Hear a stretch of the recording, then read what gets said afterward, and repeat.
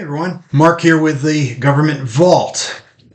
Today I wanted to talk a little bit about something you're going to hear a lot about over the next few months as the presidential election process continues to move forward, and that's Project 2025.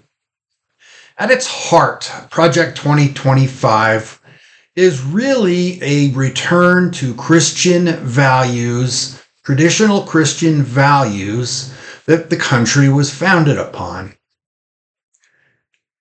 This document, which is 922 pages long, was created by a think tank, a conservative think tank called the Heritage Foundation. They've been around since about 1973, so they've been around forever, and they've been trying to put together conservative values and working closely with government to help drive conservative values into government. And what you're hearing these days is that the Democrats are really trying hard to pin this on Donald Trump for a couple reasons. Number one, they do not like it. They don't like it at all. And so now I'm going to just show you a quick video that has some of the Democrats' responses. That was just a little taste of the dark dystopian, fake masculine, anti-LGBTQ, anti-immigrant vision of America that we heard over the course of the past 4 days from the Republican Party, all of which can be boiled down to two words: Project 2025. Now, along those lines, there's this so-called Project 2025. It's an agenda the far-right conservatives are pushing for, and it has some really concerning attacks on our institutions, like eliminating the Department of Education, replacing government employees with political appointees. How realistic do you think these proposals are? Because that part scares me. All of that scares me way more than even Donald Trump. And it's like pushing this Project 2025, which is a direct threat to so many of the institutions and ideals that we hold dear. What is Project 2025? It's dangerous, it's dastardly, and it's diabolical. As you can tell, the Democrats are not happy with Project 2025. They do not like it. They do not think this is what America needs. But the second piece of the puzzle with Project 2025 is really about taking a woke agenda out of government. I've read most of this document. I got to admit, I didn't read the whole thing. It's very, very long, but I did read most of it. And there are a ton of suggestions as well as policy proposals for the next incoming conservative president in order to remove the woke agenda from government. And, you know, the one thing that Democrats like to say about it is that it is a conservative takeover of America, radical conservative takeover of the United States. But, you know, the interesting thing is that this is a well-documented, it's out there. Anybody can download it and get it. But the funny thing is that the Democrats, as soon as President Biden came in, they overhauled government and installed the woke agenda across government. In fact, updating documentation, updating hiring practices, you name it, they've already done most of this stuff. They just didn't document it. They kind of snuck it in there. And so, there's a number of pieces to this puzzle that I want to outline here. And we'll start with this one here. So according to the documentation of Project 2025, there are 4 pillars that they would like to see implemented. The first is a policy agenda.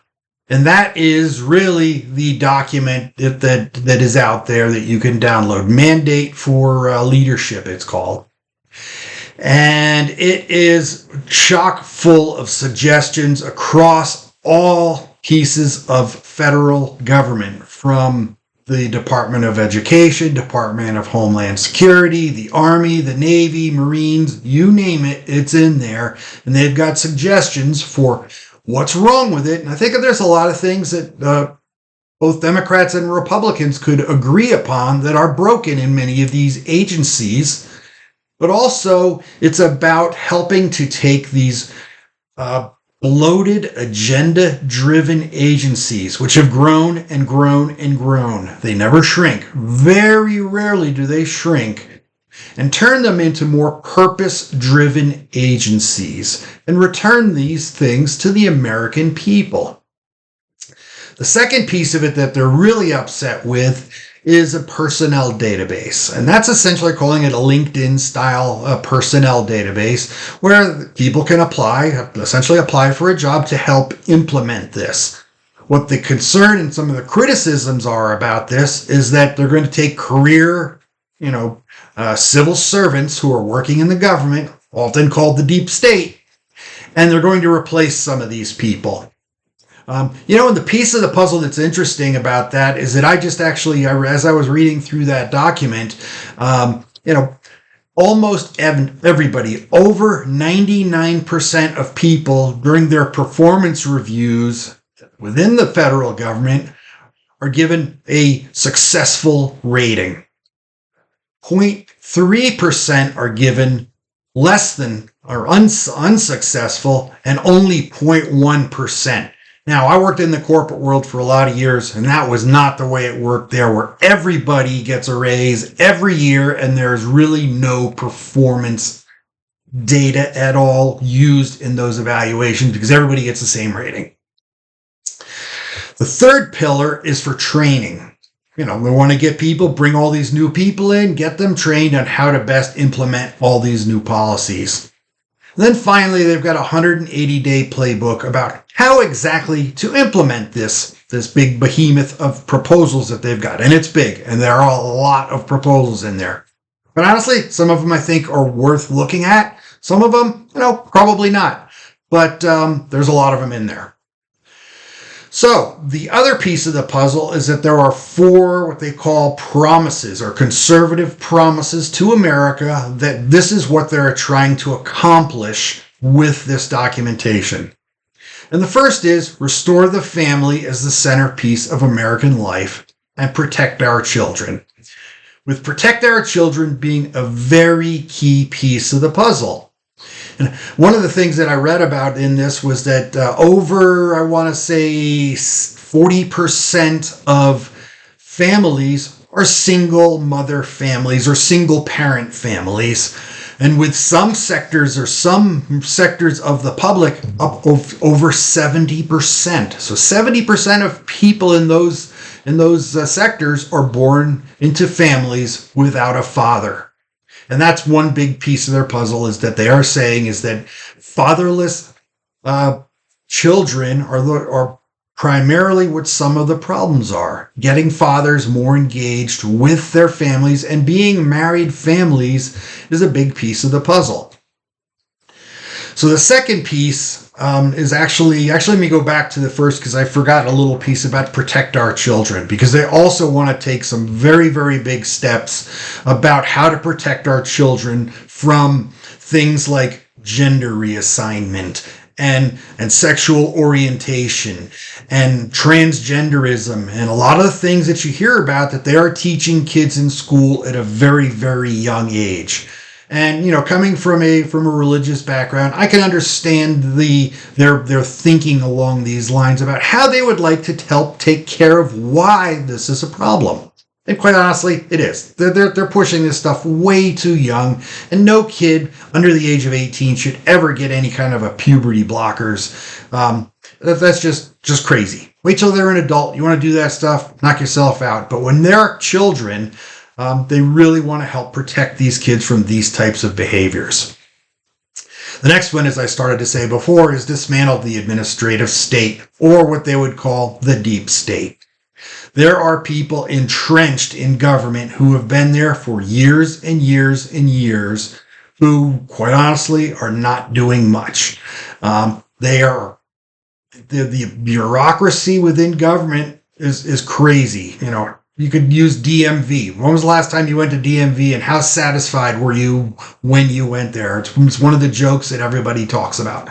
Well, it's no better in much of the rest of government. And so really it's about dismantling the administrative state, making it more efficient, as well as removing a lot of the woke ideologies, the DEI, diversity, equity, and inclusion, things into the hiring practices and make it more merit-based as opposed to really driving these liberal agendas. The third one is about defending our national sovereignty, right? The southern border. I mean, that's what a lot of this is about.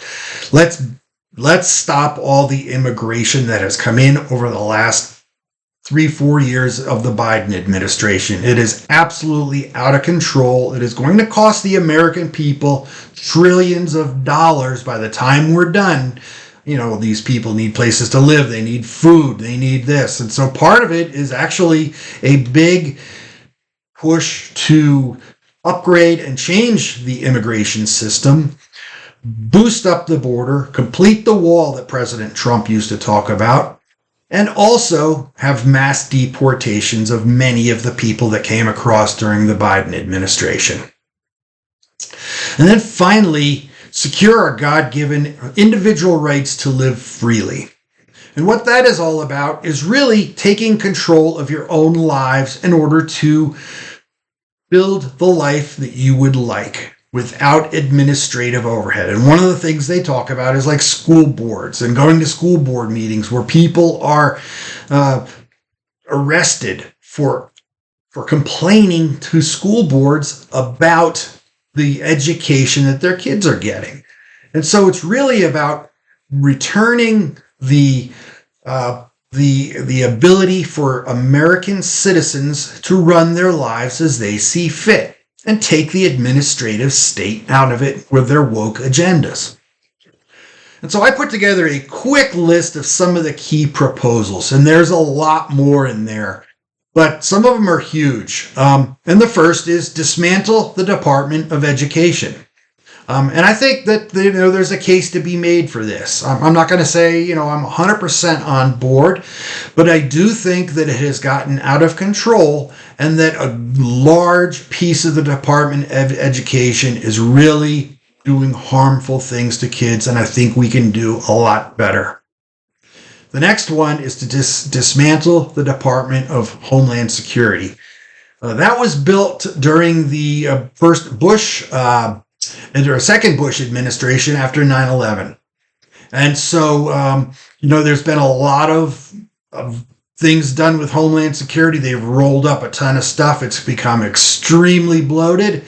The border is their responsibility, and I think it's clear that they've not done a great job there. And so a lot of it has to do with dismantling the Department of Homeland Security and returning freedoms to America and moving a lot of their functions to other places. And so part of that is like privatize the TSA, right? The Transportation Security Administration, the people in the airports. Privatize that. It's a cost. The American people may or may not need to continue to fund, and privatize that and let other, private companies take care of that. This is a big one, which I don't necessarily agree with, but it's in there, and it's cracked down hard on abortion access. There's an abortion pill, which approximately 50% of abortions are done through giving a woman this pill, and they want to revoke the license for that pill. They want to do things like cut back on people traveling from one state to another for an abortion. And so really this is about protecting the unborn people in America. There's a lot to be said about this. This is one of the key things that is going to drive, I don't know if that's actually possible that this will get implemented, but that's certainly one of the things that's in there. Deprioritize climate change programs. So if you look at what the Biden administration has been doing, they have pushed climate change into virtually everything. You can't buy a lawnmower anymore, a gas lawnmower, gas weed whackers, or gas stoves. They want to turn everything into electric. And quite honestly, it is hurtful to America. It is hurtful to American public. It's hurtful to our economy. The world runs on oil, and I don't think the technology is quite where it needs to be in order to really get on board with climate change, right? Everybody wants clean water. Everybody wants clean air. But I think that the government is jamming things down people's throats, which may or may not be the right approach to how we get away from fossil fuels. And then finally close the southern border and mass deport some of the illegal immigrants who came across the country. There's, upwards of 5 million people have come across the border per year, and it's been absolutely crazy. There's homeless people everywhere as a result of this. These people don't have anywhere to live. They don't speak the language. Many of them aren't vaccinated. They've got health issues. They're bringing diseases into America that have been abolished for years. And so this is just another big focus of this, is to return America to Americans. And people want to come here. That's all fine, but do it legally. So, that's a quick video here, maybe not as quick as you'd like, but on what I've been able to gather about Project 2025. You're going to hear more and more about this, but quite honestly, don't believe everything the Democrats say, because they are already pushing disinformation out there. And a lot of what they're talking about is false, and they're just using it for their own political agenda. If you have any thoughts about this, please leave comments. I'd love to hear what you have to say about this, and let's see what we can do to make America better. Thanks for listening.